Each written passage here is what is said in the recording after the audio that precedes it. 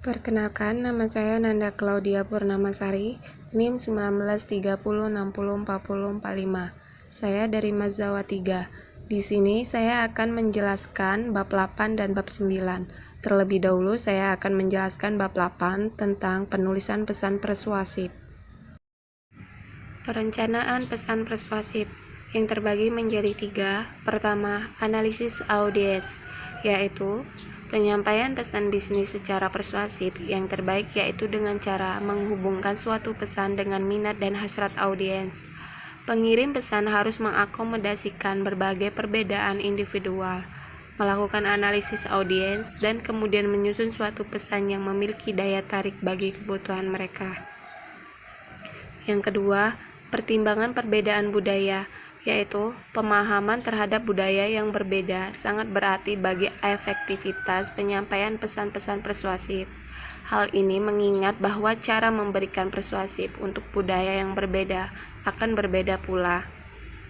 Dan yang ketiga, memiliki pendekatan organisasional, yaitu pendekatan organisasional dapat dilakukan secara langsung dan tidak langsung. Pemilihan pendekatan organisasional yang tepat dilakukan berdasarkan kemungkinan reaksi audiens terhadap pesan yang disampaikan.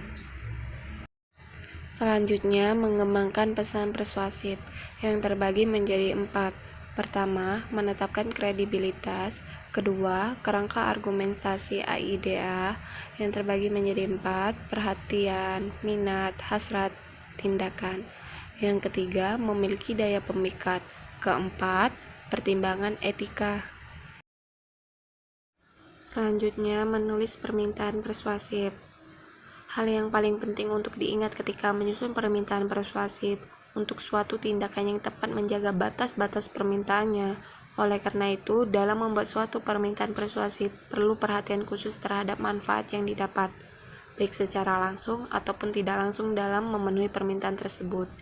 Manfaat langsung permintaan persuasif meliputi pengurangan beban kerja seorang supervisor atau memberikan premi kepada seorang yang memberikan tanggapan atas survei.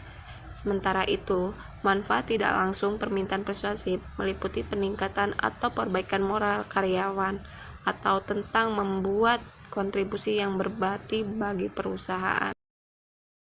Selanjutnya, penulisan pesan penjualan dan pemohonan dana. Pesan penjualan biasanya dikirim oleh organisasi yang berorientasi pada laba untuk melakukan persuasi kepada pembaca untuk mengeluarkan jumlah uang atas produk mereka sendiri. Sementara itu, di pihak lain, pesan permohonan bentuk dana biasanya dikirim oleh organisasi yang berorientasi non-laba untuk melakukan persuasi kepada pembaca untuk memberikan bantuan dana atau lainnya kepada pihak lain. Selanjutnya, saya akan menjelaskan bab 9, penulisan direct request. Pengorganisasian direct request. Pengorganisasian direct request dilakukan dengan menggunakan pendekatan langsung, di mana pada bagian disajikan ide pokok yang diikuti dengan fakta-fakta yang secara rinci. Selanjutnya, diikuti dengan suatu pernyataan keramahan dari tindakan yang diinginkan sebagai penutup. Selanjutnya, permintaan informasi rutin yang terbagi menjadi 2. Pertama, permintaan di dalam organisasi.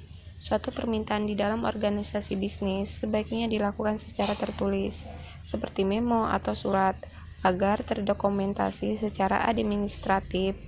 Pengiriman memo dapat digunakan antara pemimpin dengan karyawan, antara pemimpin dengan supervisor, atau antara supervisor dengan karyawan. Yang kedua, permintaan dari luar organisasi. Surat permintaan dari bisa berawal dari pihak eksternal organisasi bisnis seperti komen, pemasok, dan perusahaan lain.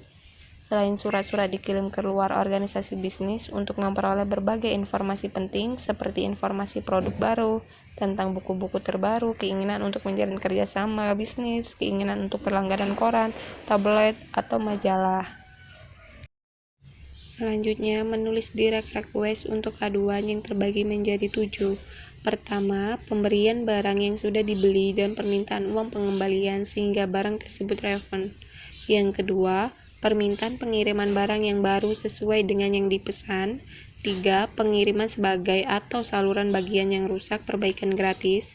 Keempat, pengurangan harga karena cacat atau kerusakan produk. Kelima, pembatalan atas suatu pesanan produk. Keenam, koreksi atas kesalahan dalam nota pembayaran. Ketujuh, penjelasan atas perubahan kebijakan atau prosedur. Selanjutnya, surat undangan, pesanan, dan reservasi. Pada umumnya, pendekatan yang digunakan dalam menyusun surat undangan, pesanan, dan reservasi adalah pendekatan langsung. Pertama, surat undangan. Dalam penulisan surat undangan digunakan pendekatan langsung, ide pokok atau main ide. Dalam paragraf pertama berisi undangan, selanjutnya diikuti dengan penjelasan yang lebih rinci tentang ide pokok di awal surat tersebut, dan diakhiri dengan penutup yang berisi suatu harapan atau tindakan yang diinginkan serta ucapan terima kasih. Yang kedua, surat pesanan dan reservasi.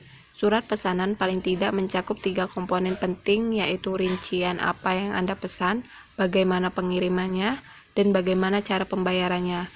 Kemukakan secara jelas kuantitas atau jumlah produk yang Anda pesan, ukuran, warna, setel, harga pembayaran, lokasi pemesanan, dan tanggal. Selanjutnya, permintaan kredit.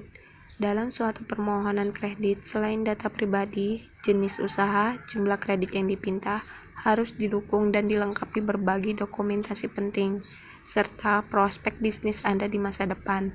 Hal ini penting bagi kelembagaan perkreditan untuk menilai kelayakan Anda dalam memperoleh kredit, baik dilihat dari sisi besarnya kredit maupun jangka waktu pengembaliannya.